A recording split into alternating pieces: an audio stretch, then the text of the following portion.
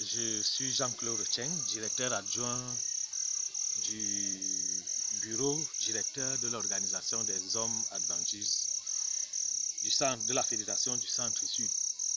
Je voudrais rendre grâce à Dieu du déroulement et de la tenue de ce congrès pour lequel beaucoup n'ont pas cru en tant qu'hommes. Mais comme le temps de Dieu est réellement le temps de Dieu, je voudrais le magnifier pour la bonne tenue de ces assises qui, dans l'ensemble, ont connu un grand succès. En termes de résolution à l'issue des travaux, je voudrais d'abord signaler que nous avons mis sur pied une commission technique permanente pour réfléchir dans le cadre de l'élaboration des projets et de leur financement. Nous avions également, cette commission technique devrait également réfléchir sur le statut de l'OA comme ministère d'appui au sein de la Fédération du Centre et Sud. Ensuite, nous avions proposé le bureau qui doit diriger cette commission technique. Et votre modeste serviteur Jean-Claude Cheng en est le président, secondé par le docteur Ikito Alain. Ce bureau est élargi à des spécialistes chargés des finances, chargés des projets agro-pastoraux, chargés des infrastructures, chargés des affaires juridiques, chargés de la communication et bien sûr un rapporteur. Nous avions des conseillers, en l'occurrence le pasteur Zébertin. Ce que nous avions également proposé, c'était la proposition à l'Assemblée générale d'un projet de création d'une coopérative d'épargne et de crédit qui doit financer les projets que les membres vont présenter au sein de l'OA. C'est une structure de financement, c'est une structure d'encadrement, c'est une structure qui permet, qui est le reflet de notre thème fidélité à ses prophètes dans la recherche de la croissance pour la Fédération du Centre-Sud.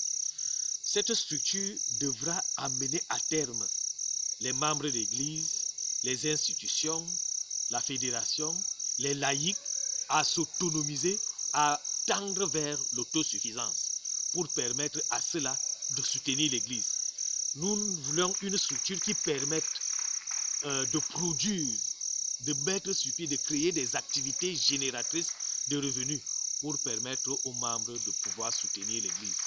À côté de ça, suivant les exigences de l'Église, le statut de l'OA doit se muter en ministère d'appui. Et comme le ministère d'appui, donc l'OA va donc s'organiser en association pour pouvoir apporter son appui à l'œuvre d'évangélisation dans la Fédération du Centre-Sud. Cet appui pourra être multiforme et les textes fondateurs de cette association vont définir. Ça devrait être une association à but non lucratif qui œuvre dans le développement éducatif, social, culturel et puis religieux. Enfin, nous avions mis sur pied le bureau de la chorale de l'OA et puis nous avions résolu de nous retrouver l'année prochaine à Yaoundé dans le cadre du 2e congrès. Il faut maintenir la flamme allumée.